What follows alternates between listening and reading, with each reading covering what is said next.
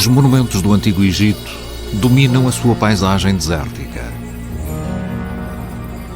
Trazem-nos à mente o poder e riqueza fabulosos de uma civilização que floresceu milhares de anos antes do nascimento de Cristo.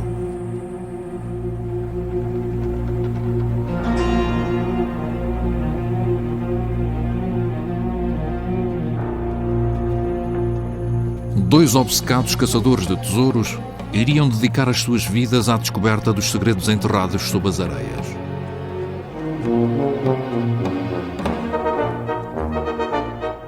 Um deles exibia no circo a sua força.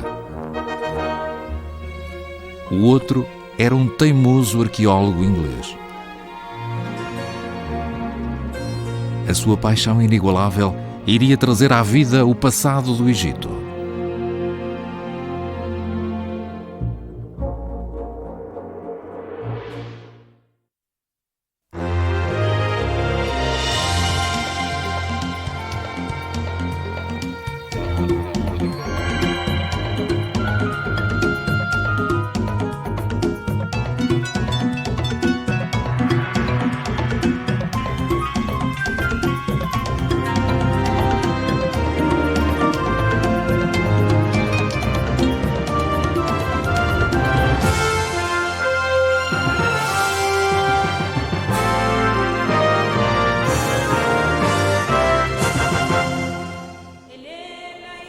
Estamos em 1816 e uma cabeça de pedra, pesando 7 toneladas, jaz no escaldante deserto egípcio.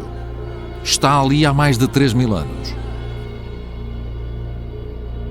Está a ser examinada por um estranho italiano, alto e vestido à maneira árabe.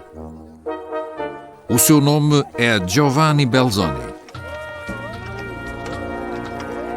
O maior caçador de tesouros do seu tempo apostou a sua reputação no transporte deste colosso para a Europa. Caso falhe, ficará sem um tostão numa terra estranha e exótica. Está em jogo toda a sua vida e não se trata de uma vida qualquer. Belzoni nasceu em Pádua em 1778 e desde cedo mostrou gostar muito de mecânica. O seu pai reconheceu o seu talento e mandou-o para um mosteiro onde pôde estudar a engenharia. Mas a sua tranquilidade não durou muito tempo. O exército de Napoleão varreu a Itália e fechou muitos dos mosteiros. The sudden entry of the French army altered the course of my education, and being destined to travel, I have been a wanderer ever since.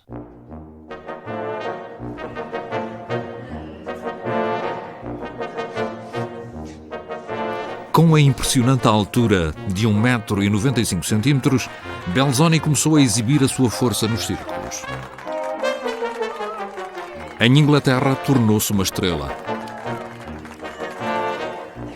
As multidões chamavam-lhe Sansão da Patagónia e Hércules italiano. Mas ele queria ser reconhecido por outros motivos.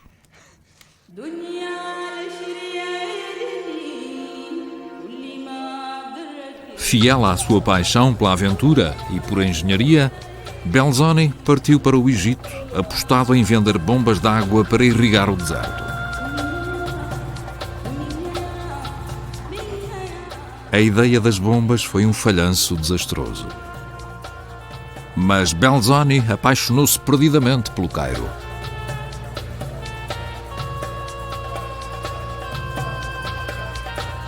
It was a place European visitors found completely exotic and romantic. Altogether a place for adventure, discovery and experiment. No Cairo, Belzoni reinventou-se. Começou a vestir-se como um árabe e deixou crescer a barba. Mas tinha de ganhar a vida. À sua volta, franceses e ingleses procuravam garantir tesouros para os museus dos seus países. A A caça às antiguidades egípcias estava a tornar-se uma corrida do ouro. Belzoni agarrou a oportunidade. Ouviu falar de uma colossal cabeça de pedra que só aguardava quem a levasse. Estava 600 quilómetros mais a sul, em Tebas.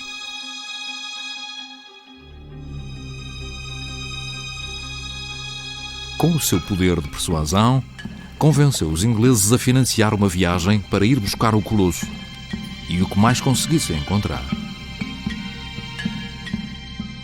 Preparava-se para entrar em terras inexploradas e sem lei, território virgem para um caçador de tesouros.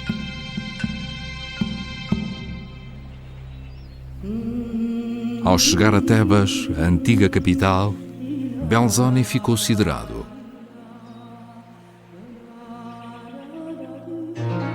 It appeared to me like entering a city of giants, who after a long conflict were all destroyed, leaving the ruins of their various temples as the only proofs of their former existence. Even their language and writing are totally unknown to us.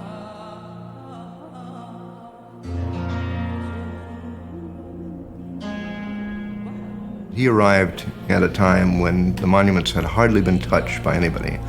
And here he was with a veritable gold mine in front of him. There were so many statues, so many reliefs, so many things that were detached and loose. I mean, he was in a situation where he could practically pick and choose what he wanted to take away.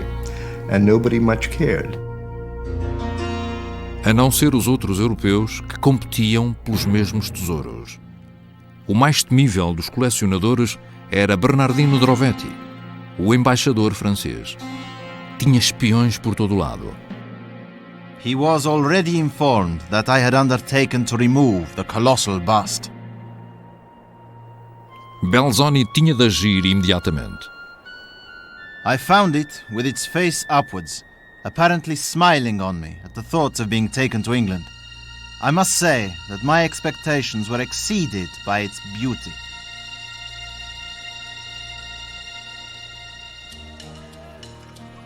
Belzoni contratou os moradores de uma aldeia próxima chamada Gurna. Pagando-lhes generosamente, conseguiu que interrompessem a sua ocupação habitual de saquear sepulturas.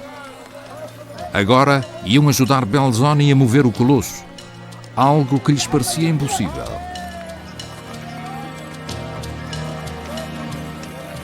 Quando a cabeça se mexeu pela primeira vez, os aldeões soltaram um grito. Moving this many-ton piece of stone was such an accomplishment at the time that it's almost unbelievable. He had to have it dragged about 2.5 miles from its site. Belzoni atribuiu todo o mérito aos trabalhadores. The hard task they had to drag such a weight, with the extreme heat and dust, it was more than any European could have withstood. Belzoni foi desenhando o percurso do colosso cerca de 200 metros por dia. Com o seu exibicionismo, exagerou o tamanho da peça. Ele estava a criar uma lenda a partir da sua própria vida. Até que uma manhã, os trabalhadores não apareceram. O embaixador francês Drovetti tinha pago ao chefe da aldeia para não os deixar ir trabalhar. Queria deter Belzoni a qualquer preço. Belzoni irrompeu em casa do chefe. He attempted to put his hands on me, which I resisted. He then became more violent and drew his sword. I instantly seized and disarmed him, placed my hands on his stomach, and made him sensible of my superiority, at least in point of strength, by keeping him firm in a corner of the room. No dia seguinte, o colosso voltava a mover-se. 2 semanas e meia mais tarde, estava à beira do Nilo, pronto a embarcar para a Inglaterra. Mas o primeiro grande sucesso de Belzoni tinha feito de Drovetti seu inimigo para a vida inteira. Tendo ouvido relatos sobre mais tesouros, Belzoni continuou a subir pelo Nilo.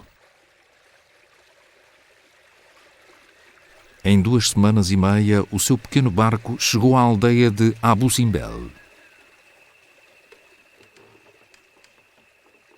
Espreitando para fora da areia, estavam as cabeças de 4 estátuas colossais.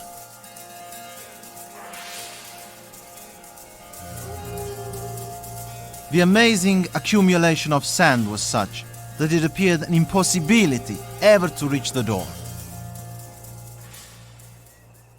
They labored literally with buckets to dig through the sand to get into this monumental structure. And imagine the wonderful sense of adventure, the glee of walking into an ancient monument, particularly something as stupendous as Abu Simbel, for the first time.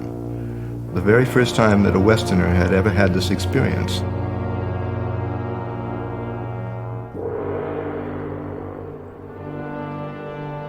Sem fala, Belzoni percorreu o templo escavado na própria rocha.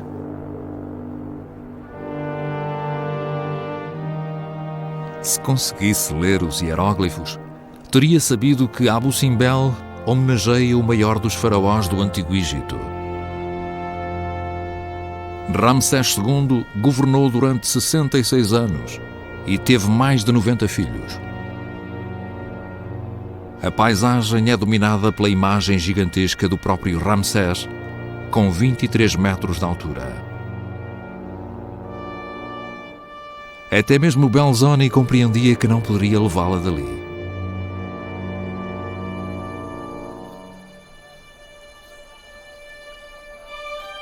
Mas em Tebas, a história é outra. Belzoni ia comprando relíquias aos seus amigos de Gurna para aumentar a sua coleção. Eles juntaram uma das maiores coleções de tesouros do Egito e a Inglaterra era o seu destino.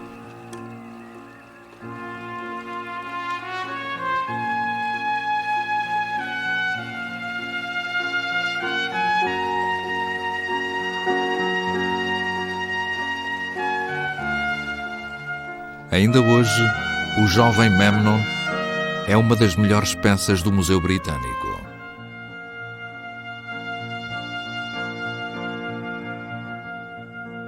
Belzoni encontrará a sua vocação. Apesar de tal nome ainda não existir, Belzoni estava a tornar-se um dos primeiros arqueólogos da história. Belzoni was developing a whole repertoire of what we would now consider typical archaeological traits. He was observing, he was recording. I can't say that he was restoring in quite the sense that we would today, but he was acquiring for museums where things would be preserved. And some of his records, his tracings of reliefs in temples, for instance, and in tombs, are the only record we have of some things that have either been changed or damaged.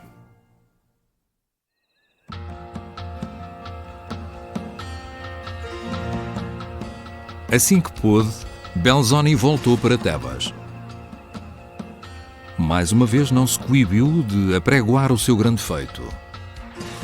I accumulated articles enough to fill another boat, as large as that of the preceding year.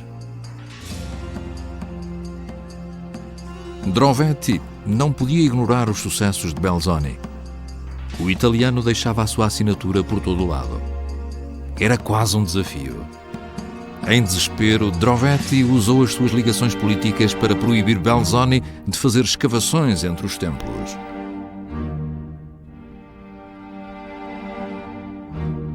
E, através dos seus agentes locais, chegou a ameaçar matá-lo.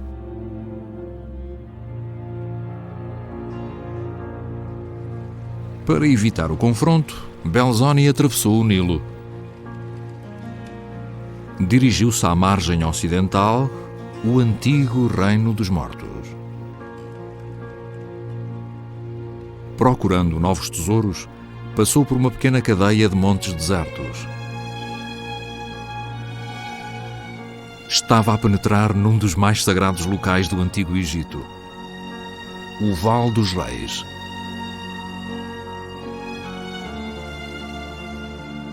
Durante mais de 500 anos, os faraós foram sepultados aqui.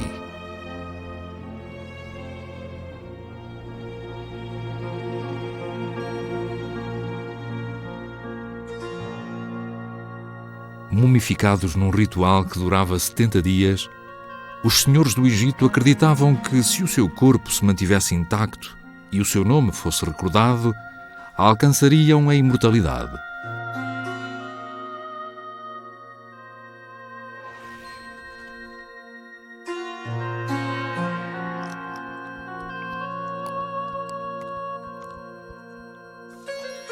The Egyptians are often described as a people obsessed with death, gloomy in the extreme. This is not so. In fact, the Egyptians were entranced by life and wished to continue life beyond this world and into the next. This is why they carried with them into the tomb essentially the contents of their home. The tomb was the home for the next world.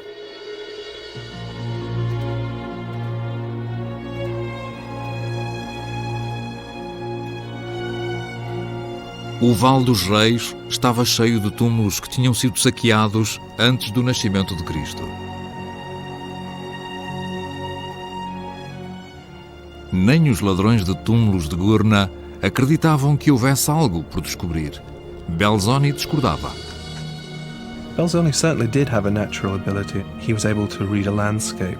He saw almost instinctively where the Egyptians were likely to have quarried tombs, and so he dug those sots. Em apenas 8 dias, conseguiu o inimaginável. Descobriu 2 túmulos reais.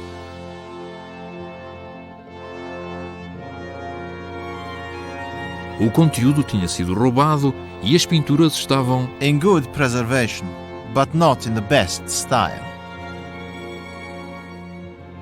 Belzoni sentia que havia túmulos ainda mais belos escondidos no vale. Pretendia achá-los. O caçador de tesouros estava a tornar-se um especialista. O passo seguinte foi seguir uma ravina pela qual a água se escoava pelo chão adentro.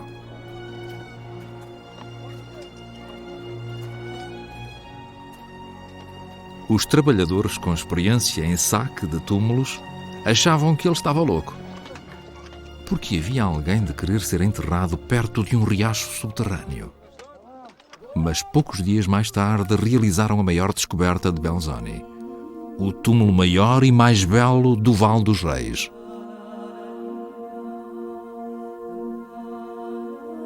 I may call this a fortunate day. I do not mean to say that fortune has made me rich, for I do not consider all rich men fortunate. But she has given me that satisfaction, that extreme pleasure which wealth cannot purchase. The pleasure of discovering what has long been sought in vain, and of presenting the world with a new and perfect monument of Egyptian antiquity. Belzoni não podia saber que túmulo era aquele. Apenas 5 anos mais tarde, os hieróglifos seriam decifrados.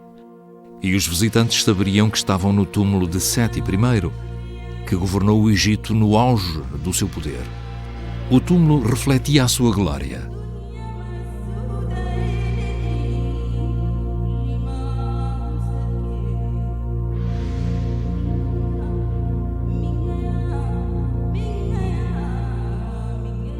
Néftis, com as asas bem abertas, guarda o corpo do faraó. Uma procissão de barcos atravessa as águas do mundo inferior para receber o rei que acaba de chegar.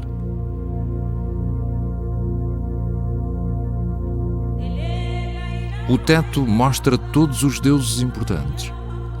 Agrupam-se em torno das constelações do hemisfério norte, representadas como animais para permitir à alma de Seti ascender ao céu.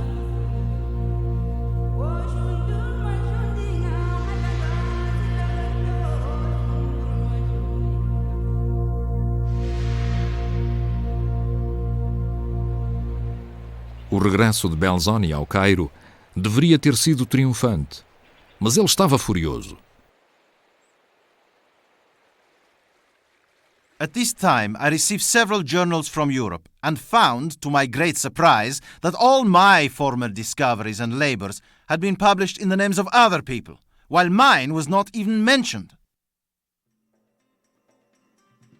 Mesmo assim, ele não desistiu do sonho de tornar-se famoso. Resolveu provar que era um verdadeiro investigador e concentrou-se num enigma que constituía um desafio havia 3.000 anos. A localização da entrada da segunda maior pirâmide, a de Khafre.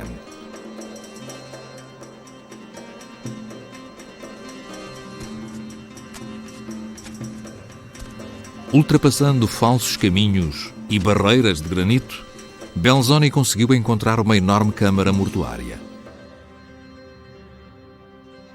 Nenhum homem lá tinha entrado nos últimos 2 milénios. Desta vez, ele queria ter a certeza de que não haveria dúvidas sobre a autoria da descoberta. Deixou a sua assinatura na parede a 1 metro de altura. Foi um ato ousado, mas nem os maiores arqueólogos egípcios de hoje lhe o levam a mal. When he entered inside the second pyramid and he wrote his name and the year 1818, it became a part of the monument. It shows us the story of Belzoni. He was a man that wanted to be remembered, and he is remembered.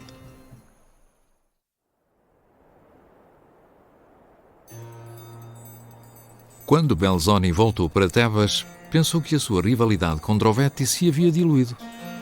Mas as notícias do seu sucesso nas pirâmides tinham-no precedido. I was warned by an Arab not to go where the other Europeans were, but I took no notice of what he said, as sometimes those people make much out of nothing. Desta vez o egípcio tinha razão. Os homens de Drovetti tinham armado uma emboscada a Belzoni. Já havia uma arma pronta a disparar quando os aldeões de Karnak, amigos de Belzoni, intervieram, livrando-o de morte certa. Os ladrões de túmulos tinham vindo salvá-lo.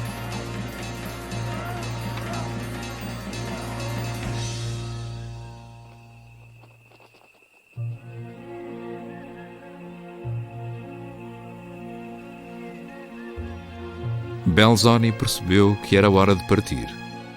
I felt no small degree of sorrow to quit a place which was become so familiar to me.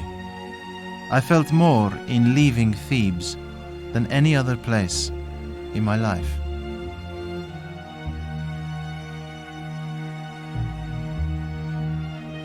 Belzoni regressou a Londres. Iria mostrar nessa cidade quem era o maior caçador de tesouros do Egito.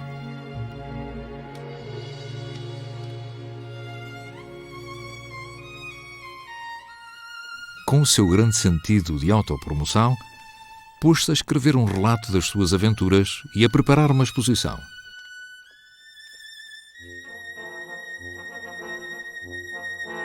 O livro saiu 1 ano mais tarde e foi um sucesso instantâneo.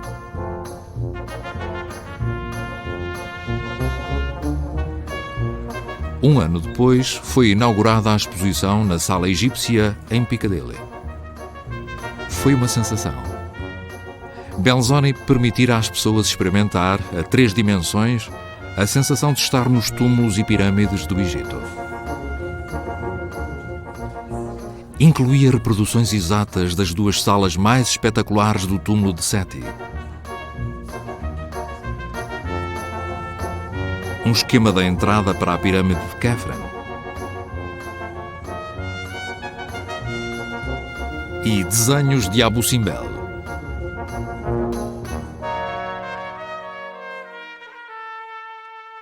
Em 5 anos, Belzoni conseguira mais no Egito do que qualquer outro explorador antes dele.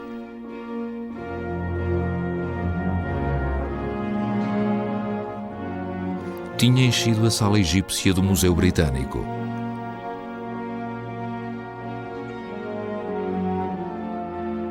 Estava rodeado de estudiosos que queriam conhecer as suas ideias e opiniões.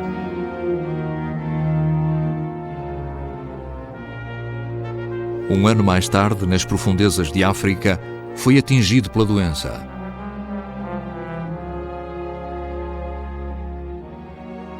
Com apenas 44 anos de idade, Belzoni morreu no auge do sucesso.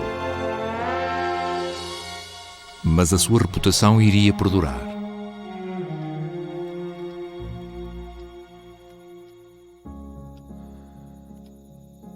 Em 1922, exatamente um século depois, um arqueólogo inglês de 47 anos, Howard Carter, deixa a sua mente divagar na noite egípcia. Um dia será o arqueólogo mais famoso do mundo. Mas neste momento, os seus sonhos de toda uma vida estão a desfazer-se. Para se animar, leu o seu livro preferido, o relato que Belzoni fez das suas aventuras e descobertas no Egito. Those were the great days of excavating. Anything to which a fancy was taken was just appropriated. And if there was a difference in opinion with a brother excavator, one laid for him with a gun. O Egito fascinou Carter desde tenra idade. Sob a orientação do seu pai, que era ilustrador, passava horas a fazer desenhos na coleção egípcia de uma propriedade vizinha e sonhava com uma viagem à terra dos faraós. Em 1891, quando Carter tinha 17 anos, o seu pai realizou o seu sonho e ajudou-o a conseguir um trabalho no Egito, a copiar pinturas murais antigas.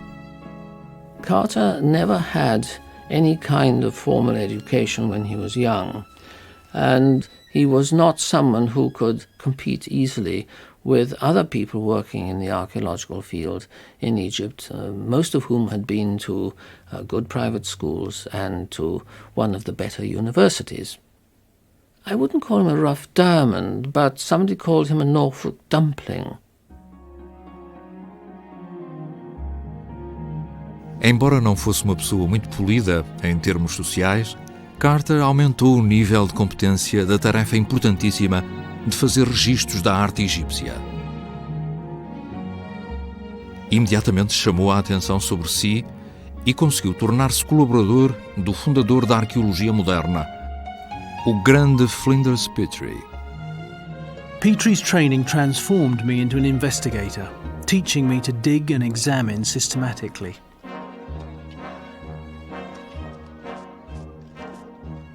Em 1892, Petrie entregou a Carter um telegrama. O seu amado pai, Samuel, falecera. It was in my father's studio, and largely under his tuition I received my early training. We parted in Victoria Station, whence I left for Egypt. With kindly admonitions and a last farewell, he gave me permission to smoke and presented a tin of suitable tobacco, together with a number of packets of cigarette papers, as the train slowly rolled away.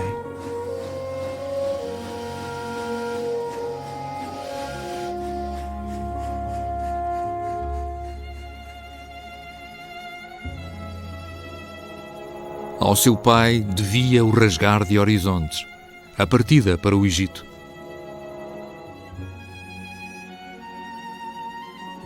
Sozinho na noite, Carter fechava-se na sua dor. Carter refugiou-se no trabalho.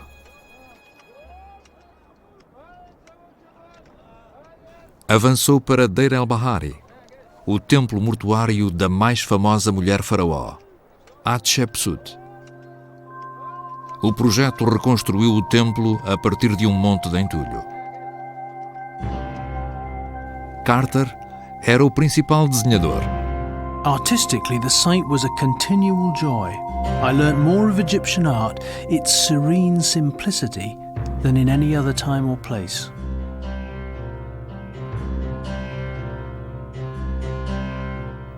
Mas Carter tinha um novo sonho. Due to Petrie's training, my great desire is to be an excavator.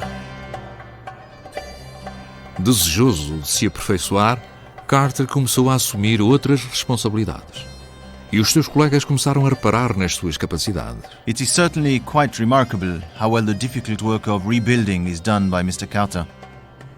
Besides, he has a thorough command of Arabic. He can direct and superintend the men, or rather teach them what they are to do. Carter estava a construir rapidamente a sua reputação. Mas uma coisa ele nunca seria aos olhos dos arqueólogos britânicos: um cavalheiro. Carter's manners continue to be much as they were. He doesn't hesitate to pick his last hollow tooth with a match during dinner and help himself to whiskey in an absent-minded fashion, emptying half the bottle into his tumbler, then laugh and say he wasn't thinking. Para surpresa de muita gente, em 1899 foi oferecido a Carter o posto de protetor de todos os monumentos do sul do Egito. A sua capacidade e dedicação tinham vencido as suas origens humildes. Estava no bom caminho e tinha apenas 25 anos. Carter became chief inspector very early in his career. He was very young. He took to it like a duck to water. He was very organised, very energetic, very active, and really a very good thing for Egyptology at that time.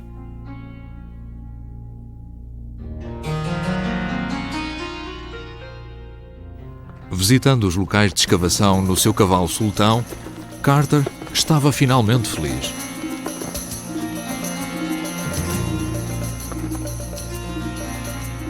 A parte mais saborosa do seu novo trabalho era o facto de poder fazer as suas próprias escavações.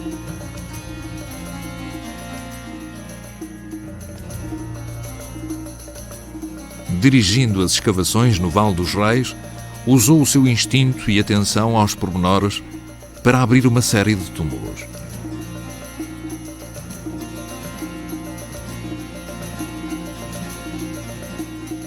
Ele sabia também que o melhor lugar para procurar tesouros não era necessariamente o deserto.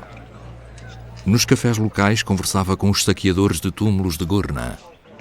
I must admit this practice was liable to serious criticism. Some colleagues in the government service frowned upon it as a bad habit. They thought it degrading. Mas Carter aproveitava bem o tempo. Mantinha-se a par do mercado local de relíquias roubadas. E divertia-se. Respeitava verdadeiramente os seus amigos ladrões de túmulos. E também, por extensão, os seus antecessores de outras eras. One can imagine the scramble through a small hole into the burial chamber. The hectic search by a glimmering light for treasure that was portable. How inevitable it all was. The temptation was just too great.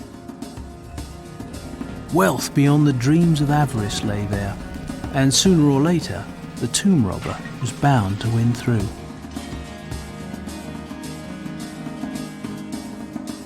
Carter começava a conseguir os seus objetivos.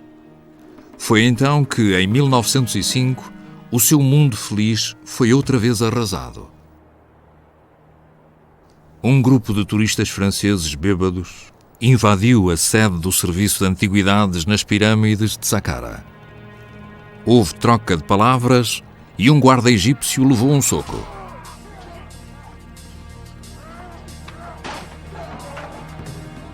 Os franceses partiram a mobília e atacaram os egípcios com paus.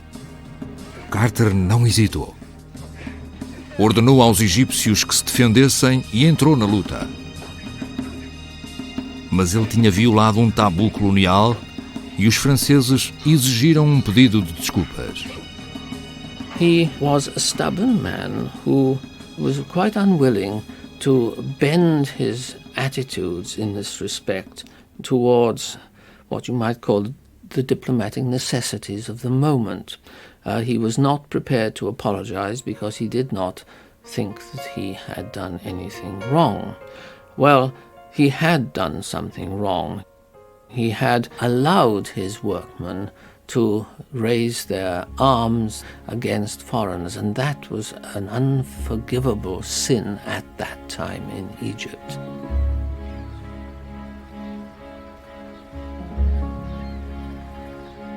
Carter foi forçado a demitir-se e voltou a subir o Nilo em direção a Tebas. I feel a humiliation to an exceeding extent. The treatment I have received after I have carried out my duty is inconceivable. Durante 3 anos, Carter ganhou a vida trabalhando como guia e pintando aguarelas para vender a turistas. Um conhecido seu chegou a desenhá-lo como um vagabundo. A sua má sorte estava no auge quando inesperadamente ganhou um novo amigo no homem que iria transformar a sua vida, Lord Carnarvon.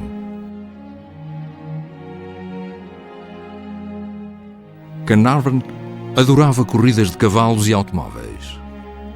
E era mais rico que um faraó. Tinha vindo para o Egito para convalescer de um terrível acidente de automóvel. Decidiu combater o tédio com escavações. Os primeiros 12 meses renderam um gato mumificado e pouco mais.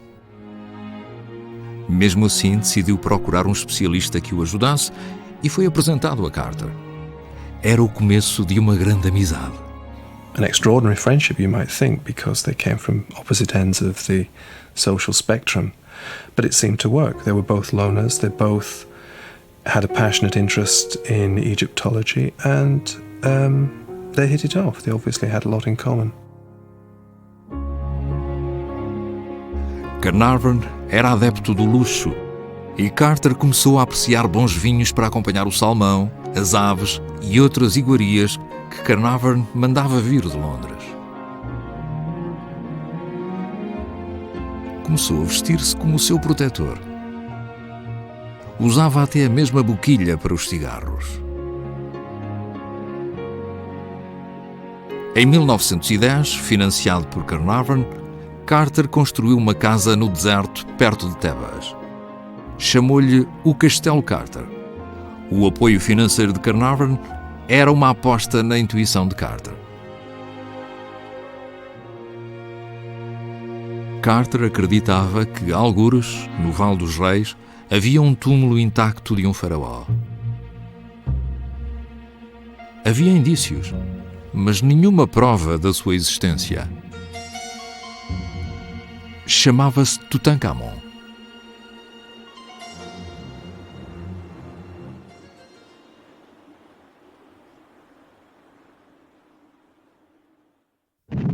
Em 1914, rebentou a Primeira Guerra Mundial.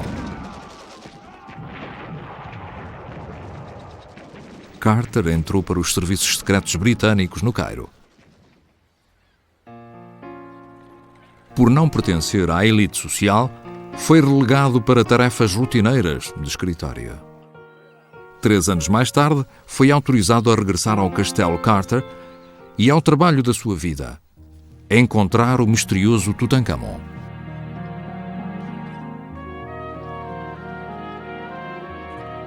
Carnarvon obtivera já a licença exclusiva para escavar no Vale dos Reis.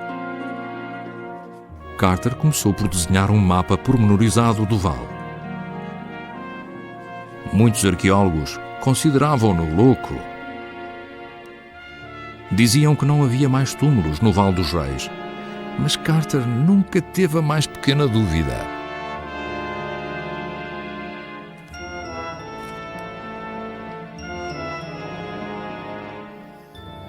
I suggested to Lord Carnarvon that we take as a starting point the triangle of ground defined by the tombs of Ramses II, Meremptah, and Ramses VI, the area in which we hoped the tomb of Tutankhamun might be situated.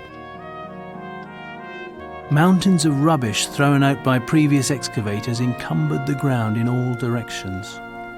Clearly, the only satisfactory thing to do was to dig systematically right down to bedrock. It was rather a desperate undertaking.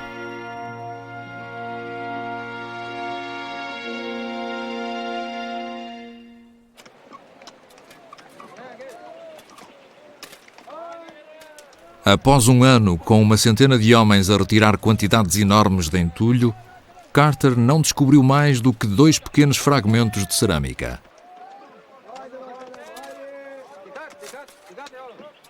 As escavações prosseguiram sem resultados. Carter tinha a certeza de que Tutankhamon estava a algures por ali. Mas por quanto tempo continuaria Carnarvon a financiar escavações que não davam resultados?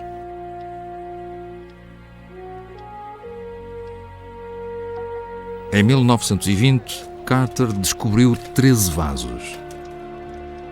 Não era grande coisa.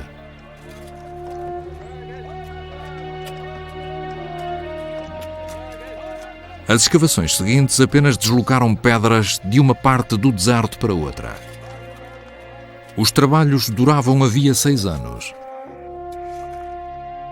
Carnarvon chamou Carter ao seu escritório no castelo de Highclere. Era o momento que Carter temia. As escavações tinham terminado.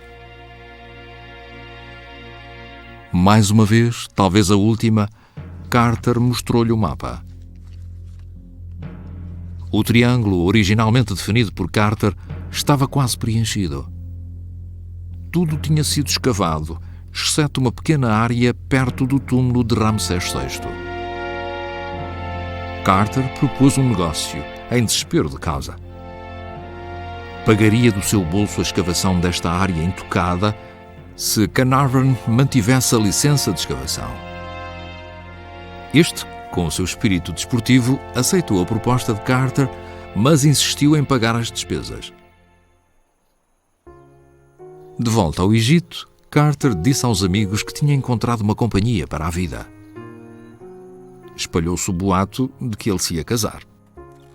Mas a companhia era um canário que comprara em Inglaterra. Os seus criados tinham a certeza de que o bicho traria Mabruk, sorte. it's a bird of gold that will bring luck. This year we will find, inshallah, a tomb full of gold. Os trabalhadores perceberam que esta era a última oportunidade. Até o rapaz da água, o mais humilde dos trabalhadores, se juntou à busca. Foi batendo no chão com um pau e, para sua surpresa, achou um degrau de calcário escondido sob a areia. A notícia foi mandada por telégrafo para Carnarvon, que partiu imediatamente para o Egito. 2 dias de escavação frenética revelaram uma série de degraus que desciam até uma porta selada. Os trabalhadores egípcios chamaram-lhe o túmulo do pássaro. At last have made wonderful discovery in valley, a magnificent tomb with seals intact.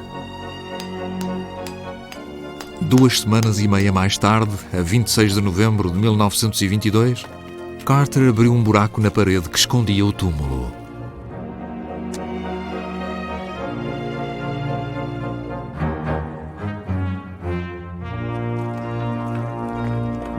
I was struck dumb with amazement. And when Lord Carnarvon, unable to stand the suspense any longer, inquired anxiously, "Can you see anything?" It was all I could do to get out the words, "Yes, wonderful things." As my eyes grew accustomed to the light, details of the room within emerged slowly from the mist. Strange animals, statues, and gold. Everywhere, the glint of gold. A descoberta pôs os mídia em polvorosa. Visitantes de todo o mundo acorreram ao Vale dos Reis. A kind of madness overtook people, and it was to a very great extent whipped up by the press. What you had there was a discovery of a kind that had never been made before. A royal tomb. The tomb of almost a child king. It was full of things made of gold. There was the possibility of a curse. There was everything there to stimulate not only the connoisseur but also the crazy.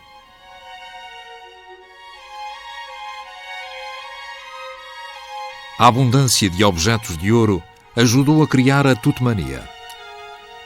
Mas as pessoas ficaram fascinadas igualmente pela heroica persistência de Carter e Carnarvon, e também pelo tocante retrato de Tutankhamon que o túmulo revelara.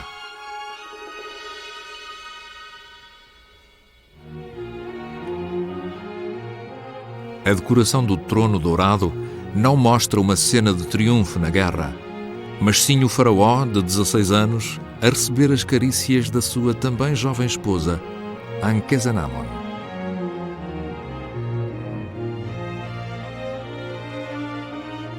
Numa imagem, Tutankhamon derrama vinho sobre as mãos da sua esposa, enquanto noutra, ela prende delicadamente um colar à volta do seu pescoço.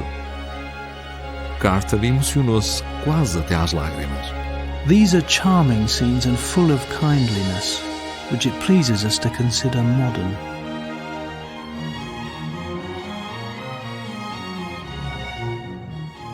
Até as pinturas murais à volta do sarcófago são simples e intimistas. Mostram o jovem e inocente rei a ser recebido no além. Carter tinha trazido um faraó antigo de volta à vida. O rei Tut tinha se tornado uma presença familiar.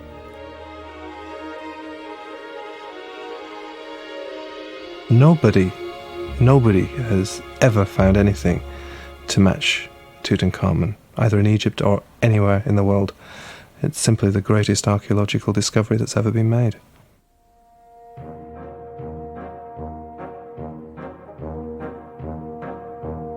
A tarefa gigantesca de esvaziar o túmulo acabaria por consumir 10 anos da vida de Carter. Apesar de contar com uma equipa de grandes nomes da arqueologia, Carter trabalhava sem parar. All the pressure in the end came down to Carter. He was the director of the excavation, the excavator, the artist. He controlled everything. Carnarvon had ceased to participate in the actual work of the excavation, but he was interfering all the time, and he brought these important people to see the excavation. They interrupted, they got in the way, and Carnarvon exploited the situation in a way that Carter really could no longer abide.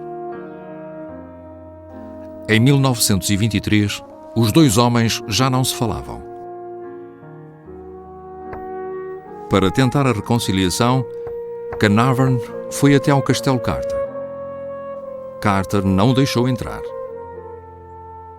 Carnarvon ficou arrasado e escreveu-lhe uma carta. I've done many foolish things, and I'm very sorry. I suppose the fuss and worry have affected me. I'm a man with few friends, and whatever happens, nothing will ever alter my feelings for you. I should like to have a good talk.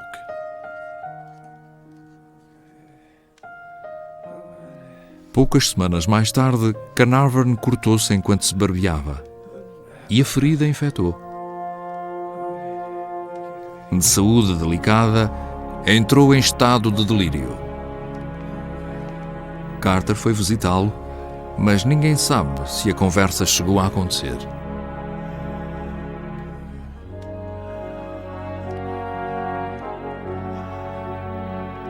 April the 5th, 1923. Poor Lord C died during the early hours of the morning.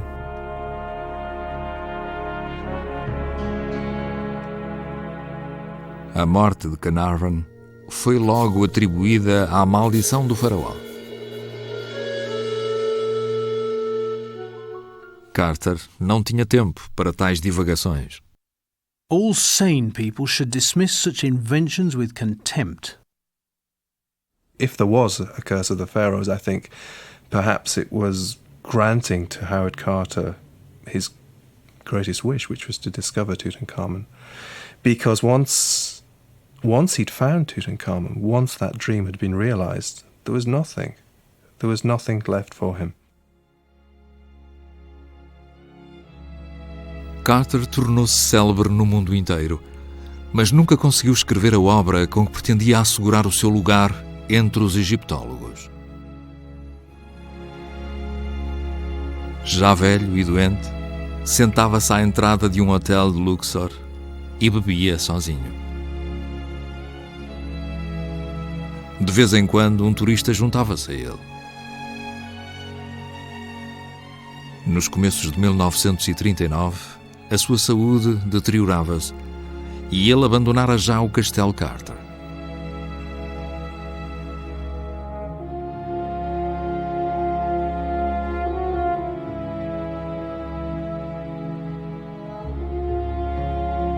A 2 de março, Howard Carter morreu. Dos seus colegas, somente um foi ao funeral. Na sua campa estava escrito simplesmente Howard Carter, arqueólogo e egiptólogo. Mas talvez o seu epitáfio devesse ser o que estava escrito num pequeno vaso votivo encontrado por ele no túmulo de Tutankhamon. Que o teu espírito viva, que passes milhões de anos, tu que amaste Tebas sentado com a tua face virada para o vento norte, com os teus olhos a contemplar a felicidade.